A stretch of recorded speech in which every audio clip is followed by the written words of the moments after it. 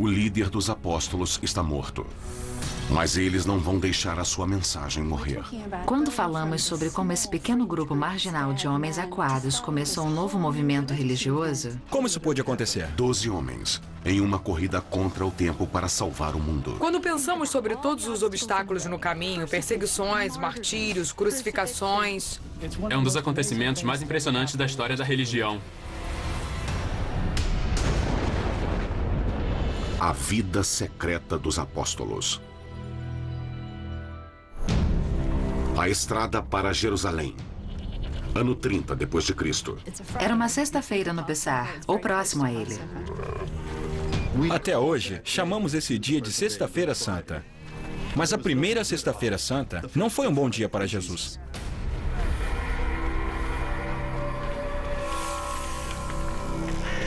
Os romanos gostavam de inventar as formas mais cruéis de matar as pessoas, mas a crucificação é uma das piores. O mais difícil numa crucificação é respirar. O condenado precisa tentar se levantar na cruz. É possível sobreviver, desde que a pessoa possa se suspender e ter espaço suficiente no peito para que os pulmões funcionem. Os pregos causam uma dor agonizante nos braços e nas pernas do criminoso. Quando a pessoa ficava muito cansada, o peso caía sobre os pulmões, causando sufocamento. Mas às vezes isso podia durar dias.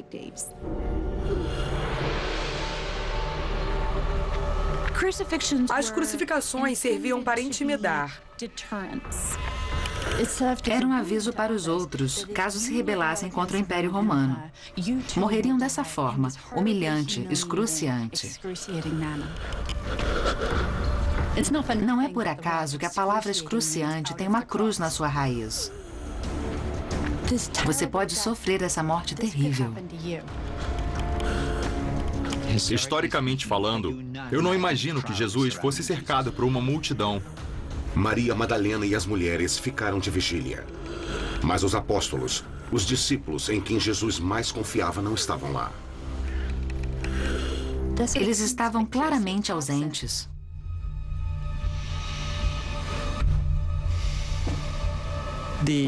Os apóstolos se trancaram em um quarto por medo. Eles não tinham a menor ideia do destino que os aguardava.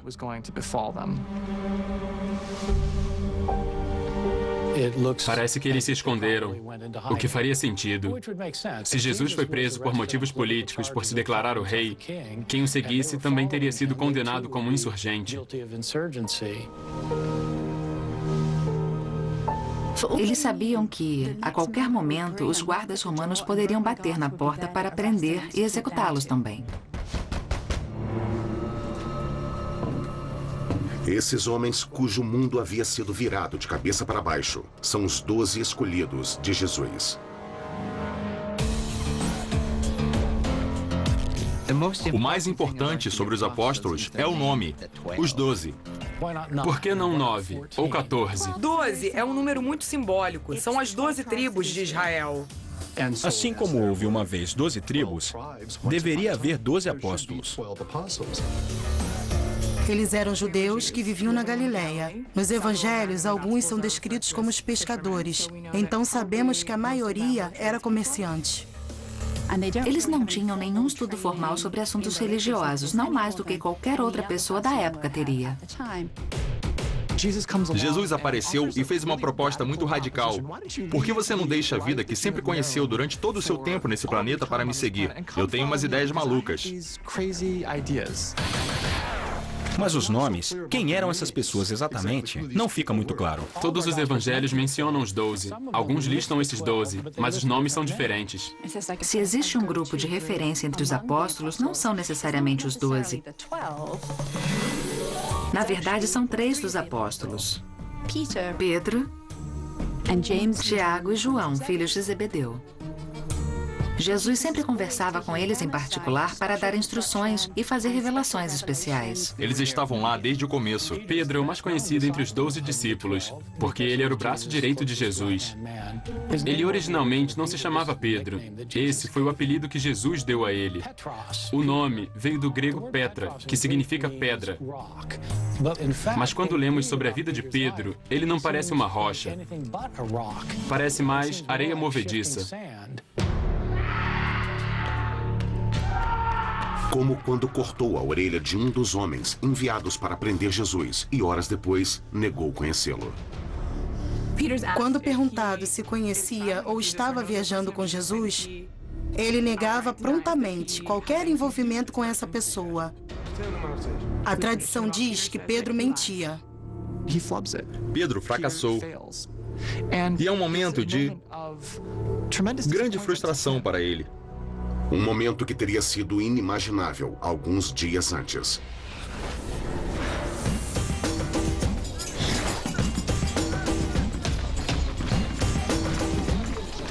Os apóstolos viajaram com Jesus e um pequeno grupo de seguidores para celebrar o Pessah em Jerusalém.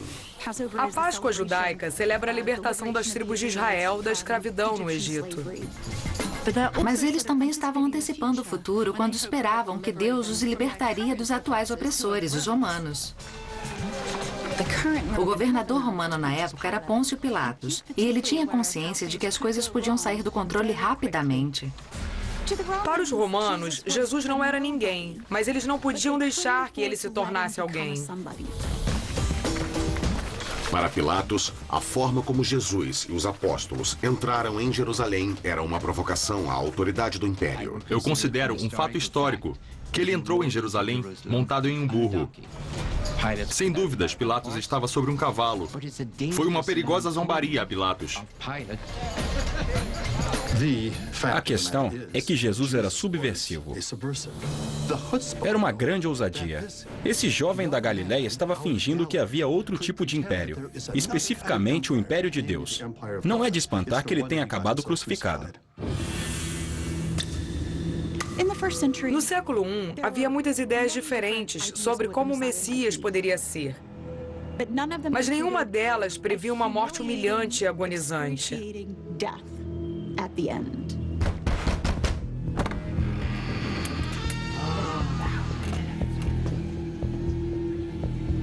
Nesse momento, quando estavam no cômodo superior, eles estavam apavorados, confusos e desesperados. Aquilo não era o que eles esperavam. Eles estavam errados de seguir aquele sujeito? Ele alegava ser quem não era? Essas pessoas deixaram suas famílias. Literalmente abandonaram suas vidas para seguir esse cara. Não dava para voltar e dizer, puxa, eu estava errado. Então, eles tinham que decidir o que fazer. Apenas algumas horas depois de ser pregado na cruz, Jesus de Nazaré morreu. Sua morte reuniria os apóstolos em um dos eventos mais misteriosos do início do cristianismo. 2 dias depois, na manhã de um domingo. É o primeiro dia da semana e várias seguidoras de Jesus, inclusive Maria Madalena, chegaram ao túmulo com algumas especiarias. Elas tiveram uma surpresa ao encontrar a sepultura vazia. O corpo de Jesus havia desaparecido. As mulheres foram as primeiras a entrar depois que o túmulo foi lacrado 2 dias antes. Então, uma pista secreta foi revelada. 2 imagens apareceram para elas. E uma das figuras disse: "Por que vocês procuram os vivos entre os mortos?" As mulheres fugiram. Maria correu para informar os apóstolos sobre a estranha visão e o corpo desaparecido, mas eles não acreditaram. Por motivos óbvios, porque parecia inacreditável que alguém pudesse voltar à vida. Eis que Pedro vai até lá e descobre que as mulheres estavam certas. O túmulo estava vazio e Jesus tinha sumido.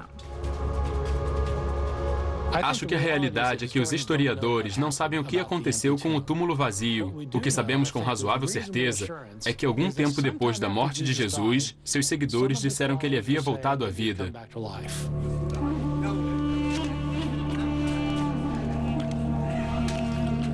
Eles começaram a ver Jesus. Jesus aparecia para eles.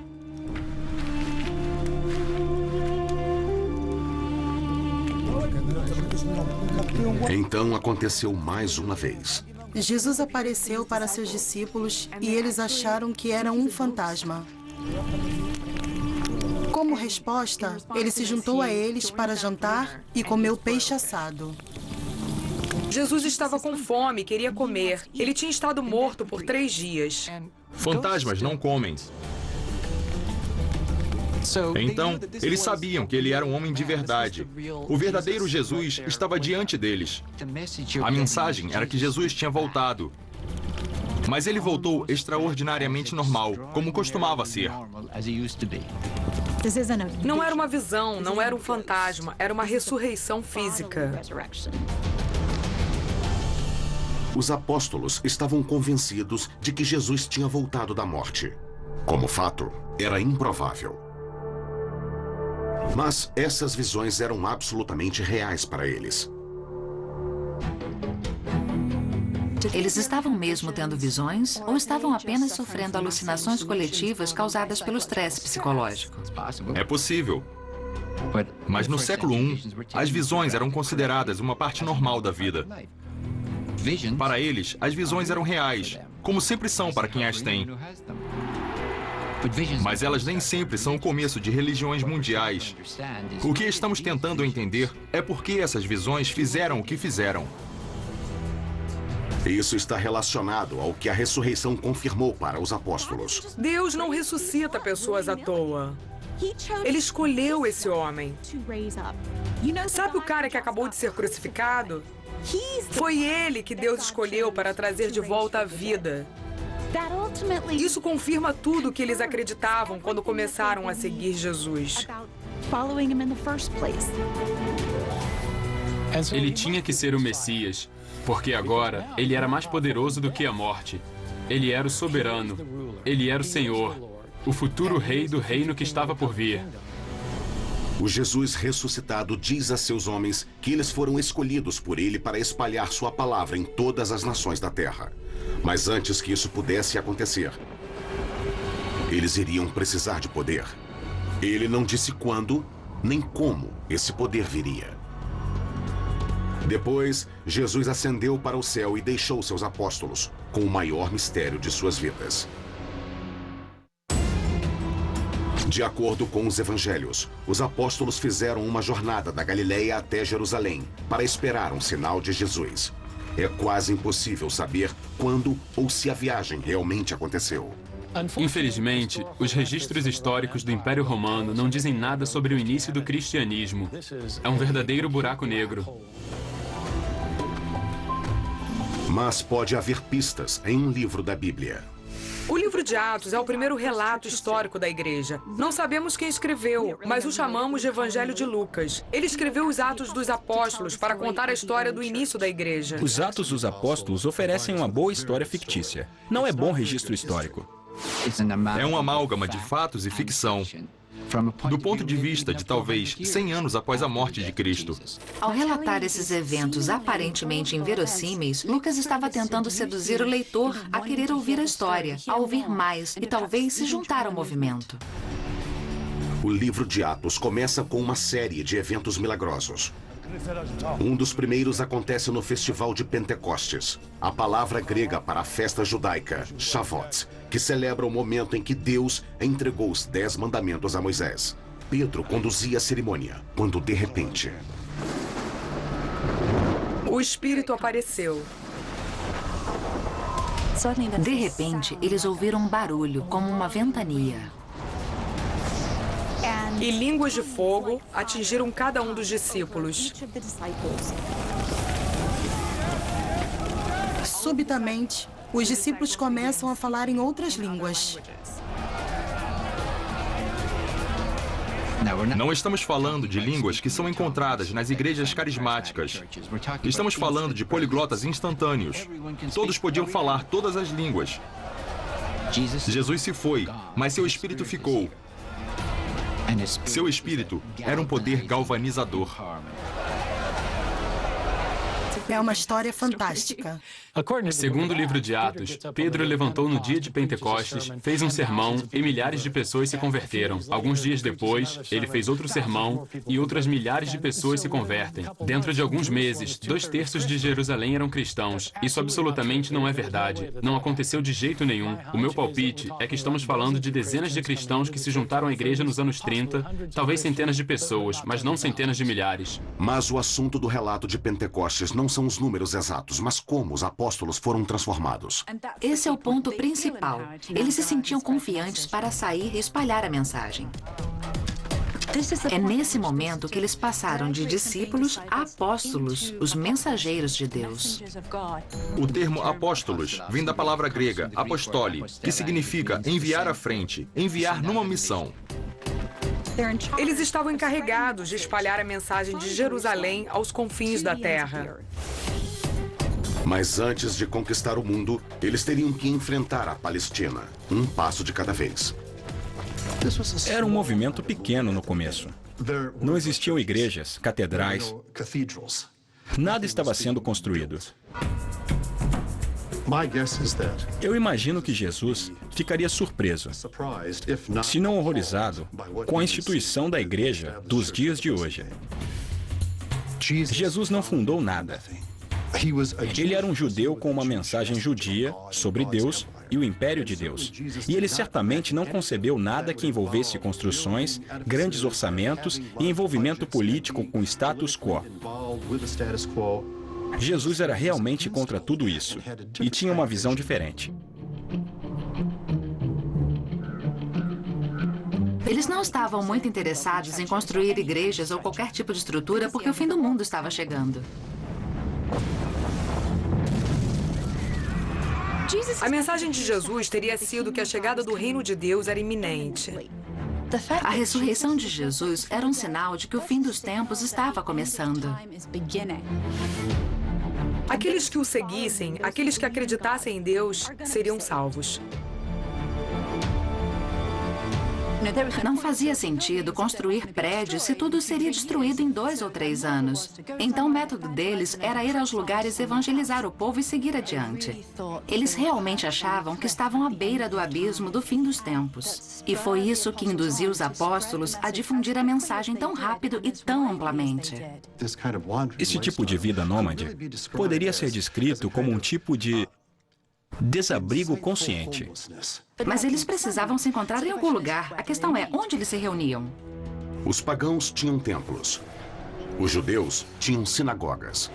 Os apóstolos tinham a sala de jantar. Os apóstolos provavelmente se reuniam em casas particulares. E espalhavam a mensagem de Jesus dessa forma. As mulheres que eram responsáveis por administrar a vida doméstica eram muito importantes nesses lares. Mulheres ricas abriam suas casas oferecendo abrigo e comida aos discípulos. As mulheres, em geral, serviam como patronos dos apóstolos.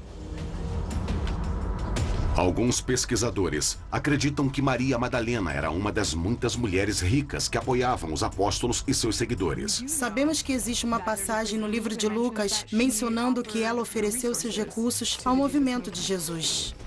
Mas de onde veio seu dinheiro? Será que ela era de fato a prostituta que tem sido retratada há cerca de 1.400 anos? No Novo Testamento, não existe nada indicando que ela fosse uma prostituta ou uma mulher adúltera. O meu palpite é que ela era uma viúva rica, que administrava um grande negócio de pesca. É possível que o nome de Maria Madalena venha de Magdala, uma vila pesqueira no Mar da Galileia. Nós simplesmente não sabemos. Os evangelhos não estavam interessados em falar sobre ela. Eles não dizem, por exemplo, se Maria Madalena teria optado por manter seu apoio ao movimento de Jesus em segredo. Os romanos haviam executado Jesus. Por que não iriam perseguir também seus seguidores? É comum a ideia de que quando o cristianismo começou, foi imediatamente declarado uma religião ilegal e os cristãos tiveram que se esconder em catacumbas. Esse ponto de vista decorre principalmente de assistir filmes demais.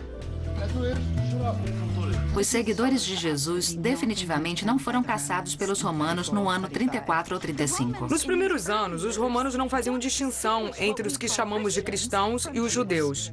E dá para entender por quê. Eles cultuavam o mesmo Deus, liam os mesmos textos, usavam a mesma língua. Eles eram judeus. E os romanos têm um histórico de deixar os judeus em paz. Ironicamente, a rede de estradas romanas, construída para transportar exércitos, pode ter ajudado os apóstolos a difundir o movimento cristão rapidamente. O Império Romano forneceu estradas excelentes e cidades maravilhosas. Tudo isso contribuiu para a disseminação do cristianismo. O crescimento da religião deve muito ao mundo romano e à sua infraestrutura. Se você perguntasse a um soldado romano se ele tinha ouvido falar de Jesus, mesmo alguns meses depois da crucificação, ele provavelmente diria que não. Mas para a instituição judaica, não era tão fácil esquecê-lo. Para os judeus, Jesus era visto como uma fraude ridícula. Talvez até mais depois que morreu. Teria sido muito difícil convencer os judeus de que Jesus era o Messias. Quando se fala sobre o papel do Messias no judaísmo do século I, seria expulsar os romanos.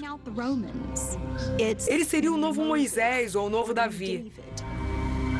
Ninguém esperava que o Messias fosse crucificado. E era muito difícil convencer os judeus disso. Especialmente um judeu como Paulo de Tarso. Ninguém sabia na época, mas esse homem viria a ter um impacto tão grande sobre o nascimento do cristianismo como o próprio Jesus. Sabemos muito sobre Paulo porque ele fala de si mesmo nas suas epístolas.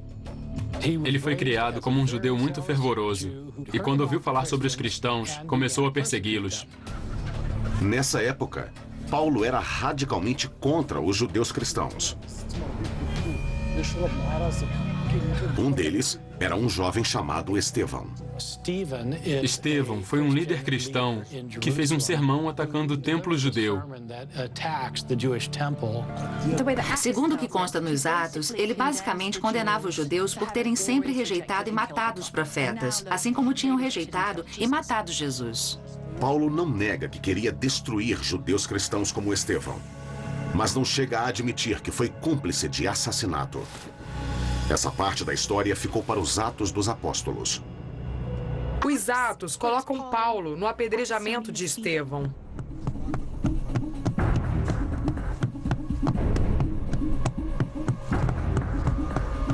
O Sinédrio, a Corte Suprema Judaica em Jerusalém, condenou Estevão à morte por suas crenças subversivas. Foi o primeiro martírio cristão e aconteceu fora de Jerusalém.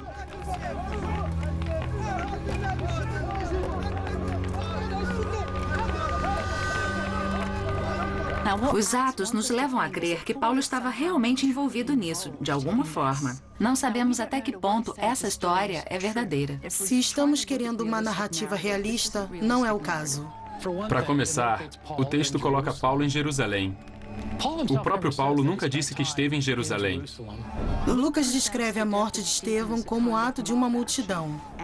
Todos tiveram um acesso de fúria e correram para apedrejar o homem. Mas os romanos não permitiam que os judeus executassem uns aos outros por diferenças de opinião religiosa. Isso criaria muita confusão. Verdade ou ficção? A presença de Paulo no apedrejamento de Estevão provoca uma das reviravoltas mais dramáticas na história do cristianismo. Alguma coisa aconteceu a ele. O chamado incidente da estrada de Damasco, que mudou completamente a vida dele. O livro de Atos diz que ele estava na estrada para Damasco e ia perseguir os cristãos de lá com a autorização dos líderes judeus de Jerusalém. Ele estava a caminho quando viu um clarão ofuscante. Uma luz forte brilhou sobre Paulo e ouviu-se uma voz que disse: Paulo, por que você está me perseguindo? E Paulo perguntou, quem está falando? E a voz disse, eu sou Jesus, aquele que você está perseguindo. Então Paulo ficou imediatamente cego. Ele teve que ser levado pela mão até Damasco. Paulo recuperou a visão. E ele deu uma guinada radical. De perseguidor a apóstolo. As epístolas do próprio Paulo não dizem nada sobre seu encontro milagroso na estrada de Damasco.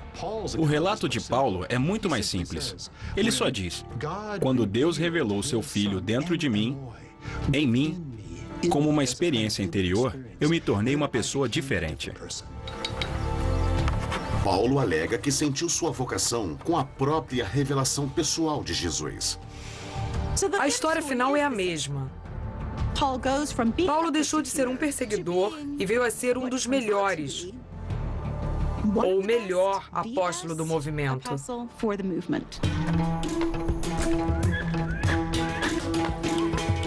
O melhor jeito era pegar a estrada e começar a caminhar. Paulo tinha um plano: ir para o norte. Ele realizou uma série de jornadas pela Ásia Menor e pela Grécia.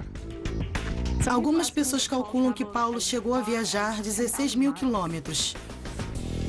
No mundo antigo, isso não era fácil. Enquanto isso, os apóstolos continuavam seu trabalho na Palestina. Eles encontraram mais receptividade quando estavam realizando curas, espantando espíritos e curando paralíticos.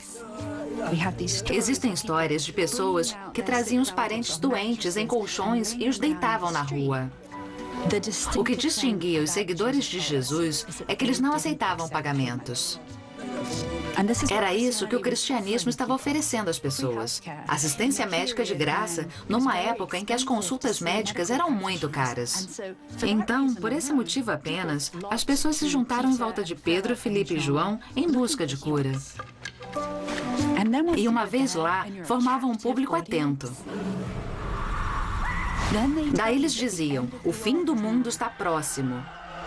E se você não agir logo e não se juntar ao movimento de Jesus, o mundo pode acabar e você pode ir para o inferno.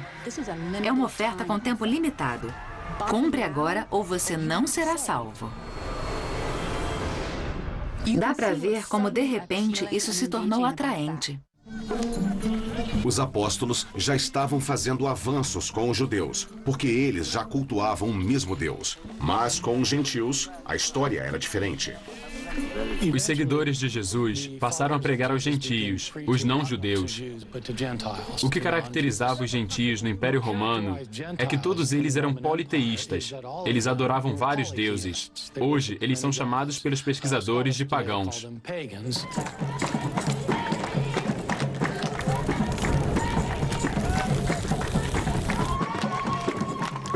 A atmosfera religiosa na antiguidade era muito diversificada. Os pagãos podiam venerar qualquer deus que quisessem. Eles podiam adorar os grandes deuses da mitologia grega e romana. Podiam cultuar seus deuses locais, os deuses das cidades, da floresta, dos rios, do pasto, da guerra. Havia deuses do amor, deuses da fertilidade. Era um mundo povoado por essas personalidades sobre-humanas. Era uma espécie de buffet de religiões. As pessoas podiam ter o quanto quisessem de qualquer coisa.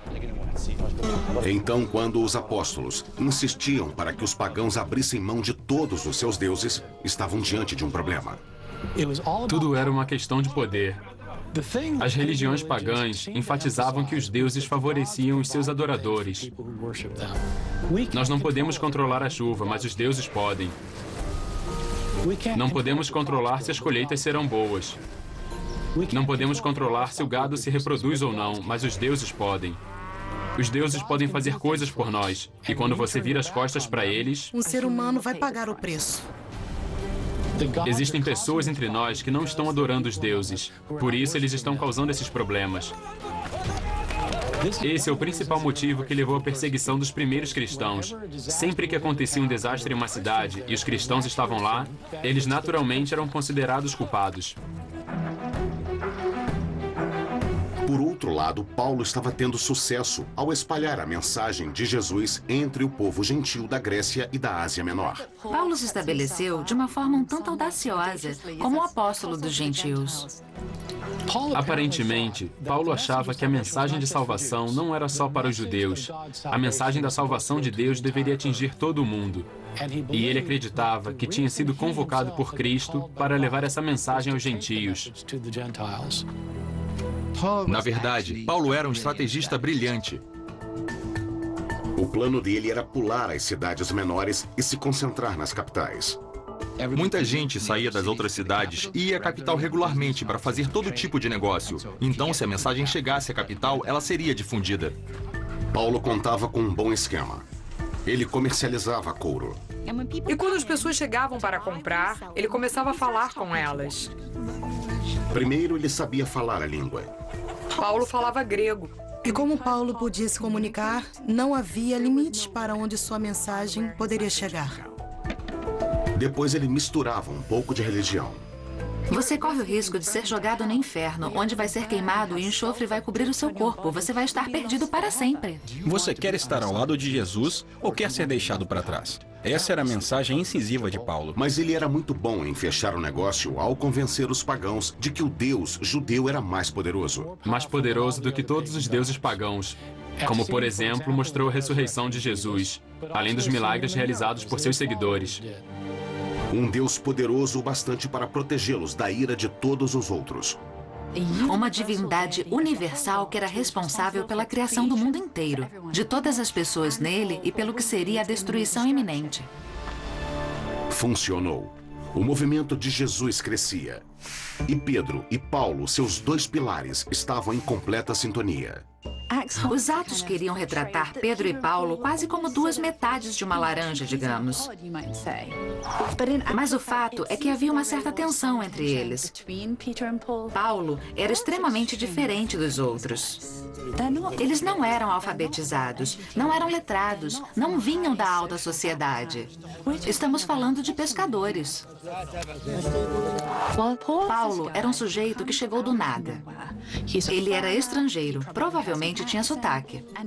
E só o fato de saber escrever indica que Paulo claramente era rico e privilegiado.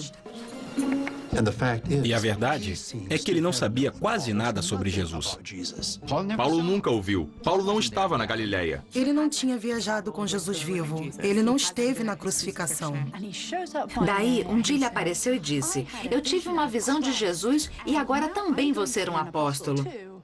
Dá para imaginar como isso teria sido frustrante para os seguidores originais de Jesus. Mas ele queria ser levado a sério. Ele queria ser um apóstolo.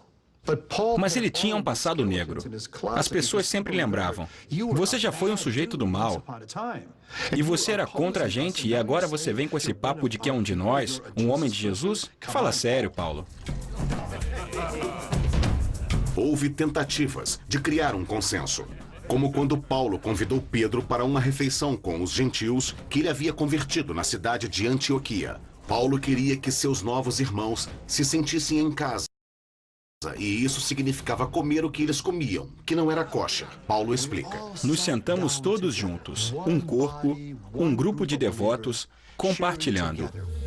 E então Pedro é preso por seus irmãos de Jerusalém. Seu crime foi comer alimentos que não eram kosher, com não-judeus. A opinião de Paulo é: se o nosso movimento vai incluir os gentios convertidos, precisamos comer com eles todos juntos. O pessoal de Jerusalém não concordou e Pedro cedeu à pressão. E Paulo disse: eu levantei e confrontei ele. Agora você acha que precisa ser kosher? E você acha que nós somos seguidores de segunda classe? Paulo achava que era hipocrisia. De acordo com Paulo, ele e Pedro nunca se reconciliaram. E em nenhum momento, Paulo duvidou que sabia o que era melhor para o movimento. Paulo insiste que recebeu seus evangelhos diretamente do próprio Jesus Cristo. Que ele não tinha aprendido nada sobre o que estava fazendo com nenhum ser humano. Ele recebeu tudo de Jesus. Como, por exemplo, decidir se os gentios que aceitassem Jesus deveriam ou não ser submetidos aos tradicionais costumes judeus, como a circuncisão. Nos primeiros anos, o cristianismo ainda era um movimento judeu e a circuncisão é uma lei imutável que todos os judeus devem seguir. Mas Paulo defendia firmemente a isenção dos gentios. Paulo não achava que a circuncisão era um requisito para ser um seguidor de Jesus. Ele dizia claramente que os gentios que passassem a acreditar em Jesus não precisavam ser circuncidados. Que Jesus havia morrido para salvá-los e era nisso que eles precisavam acreditar. Se a lei pudesse nos salvar, não precisaríamos de Jesus. E acho que no final das contas, Paulo era muito prático. Eles estavam tentando difundir uma religião, mas colocavam essa imposição no caminho. Você vai fazer o quê? Com o meu... o quê? Não dava para converter um monte de homens adultos. De jeito nenhum. E quando uma facção rival da Galácia o desafiou, ele não mediu palavras. Ele basicamente começa sua epístola assim: seus Gálatas idiotas, e depois só piora. Paulo disse, não, deixem meu povo em paz. Eles são seguidores de Jesus. Não precisam de circuncisão. Sabe de uma coisa? Eu queria que todos vocês que adoram as suas facas e estão loucos para fazer umas circuncisões, cortassem as suas próprias coisas. Como a circuncisão estava fora de questão para os gentios, Paulo precisava oferecer a eles outro ritual de iniciação. O batismo fazia parte e era muito comum no judaísmo na antiguidade. E Paulo adaptou o ritual para que os gentios pudessem renascer como seguidores de Jesus. É um novo começo. Eles podiam recomeçar a vida como seguidores de Jesus. O batismo se revelou um sucesso para o movimento de Jesus.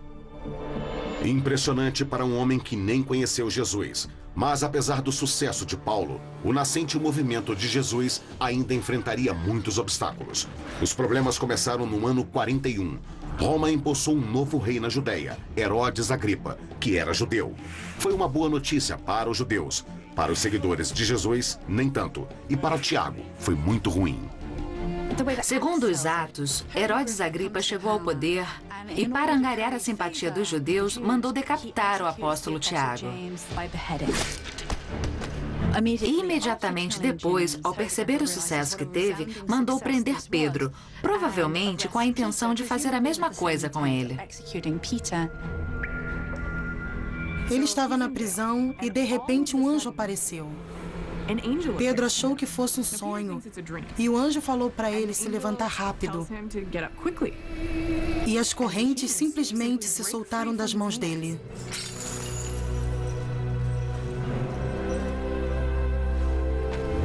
Depois da fuga milagrosa em Jerusalém, Pedro evitou chamar a atenção. Mas, 1.400 quilômetros ao norte, Paulo fazia o contrário. No ano 50, ele chegou à cidade grega de Filipos, continuando sua missão com os gentios. Para Paulo, um dia bom era quando ele conseguia converter mais uma alma, mesmo que isso envolvesse o exorcismo.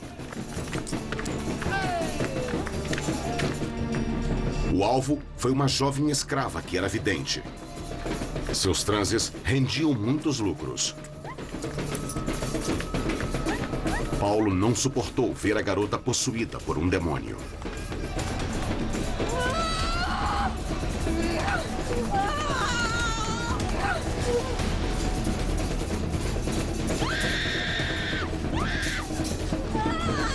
Os donos dela retribuíram o favor, delatando ele.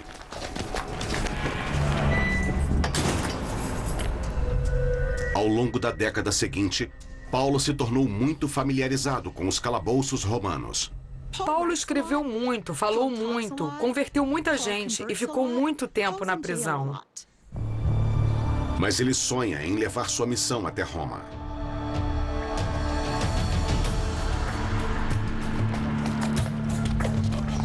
Um relato que nunca chegou a entrar na Bíblia diz que Paulo chegou a Roma como um homem livre. Paulo queria ir a Roma. Assim ele teria uma plataforma de lançamento para levar o evangelho até os confins do mundo. Mas a Bíblia conta uma história mais sombria. Ele foi preso em Jerusalém e levado a Roma para ser julgado. O livro de Atos termina com Paulo preso em Roma. Paulo estava atrás das grades. Tiago havia morrido. E Pedro desapareceu. Mas o que aconteceu com o resto dos 12 apóstolos? O que a Bíblia diz sobre eles? Nada. Nós praticamente não temos informação sobre os outros apóstolos. Mas temos lendas sobre as mortes horríveis. Barnabé foi esfolado até a morte na Armênia. Tomé foi morto com lanças. Por assassinos na Índia. André foi executado numa cruz em forma de X, provavelmente para aumentar o sofrimento. Nunca vamos saber se essas lendas são verdadeiras. Mas no ano 66, houve um acontecimento muito real. Muitos acharam que o apocalipse estava começando. No ano 66, muitos habitantes da Judéia estavam fartos do domínio romano e houve uma insurreição. Os romanos sitiaram a cidade de Jerusalém e o cerco durou vários anos. Os relatos que temos desse cerco a Jerusalém são pavorosos. As pessoas morriam dentro da cidade. Não tinham água, não tinham comida nenhuma. Os romanos usavam um método muito legal para cercar uma cidade murada. Eles montavam acampamento no lado de fora e ficavam lá, simplesmente esperando que as pessoas morressem ou se entregassem. E isso acabou acontecendo entre os anos de 66 e 70. Por fim, os romanos entraram, destruíram o resto da cidade e depois destruíram o templo de Deus. O sagrado templo de Deus foi arruinado. Um grande trauma para a comunidade judaica. Isso foi um cataclismo para os antigos judeus. E juntando esse evento, a mensagem cristã de que o fim estava próximo, de que Deus iria trazer o julgamento, os cristãos começaram a ver a destruição do templo como uma punição divina pela morte de Jesus. E isso parece ter sido um divisor de águas. Um divisor de águas entre a era judaica, a qual pertenciam os apóstolos, e uma nova era que viria a ser chamada de cristã. Em algum momento no final do século I, os seguidores de Jesus começaram a usar o termo cristão para se referir a si mesmos. No século IV, o imperador Constantino se converteu. E 1000 anos depois, Roma se tornaria o centro do mundo cristão. Diz a lenda que foi na cidade de Roma que Pedro e Paulo morreram. Temos uma fonte do século I indicando que Pedro e Paulo foram executados durante as perseguições de Nero no ano 64. Um grande incêndio consumiu a maior parte de Roma. Conhecemos a história de Nero tocando rabeca enquanto Roma ardia em chamas. Isso era muito ruim para sua imagem e ele precisava botar a culpa em alguém. Foi muito fácil culpar os cristãos porque, de qualquer forma, ninguém gostava deles. É possível que Paulo tenha sido um dos cristãos que foram executados.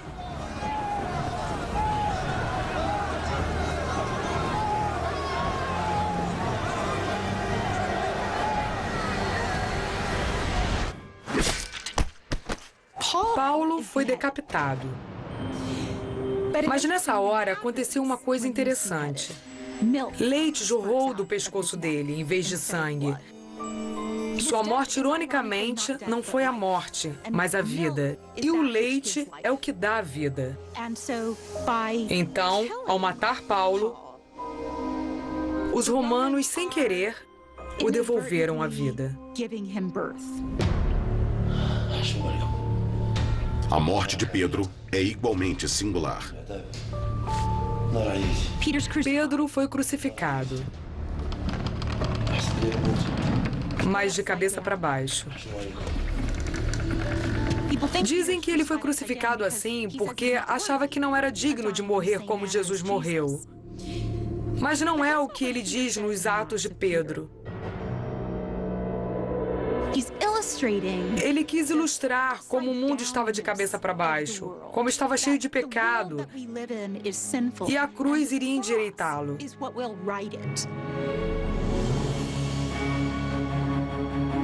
No ano 70 depois de Cristo, a maioria dos apóstolos estava morta.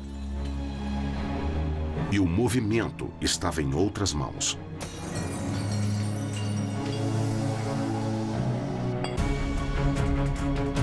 Os primeiros apóstolos não convertiam milhares de pessoas de uma vez, mas algumas pessoas aqui e ali. Mas essas poucas pessoas converteram outras pessoas, que converteram outras, e o movimento começou a crescer. É um dos acontecimentos mais impressionantes na história da religião. Quando a gente pensa que esses seguidores tiveram que superar perseguições, martírios, prisões, crucificações, e ainda assim deram início a uma religião mundial, é espantoso.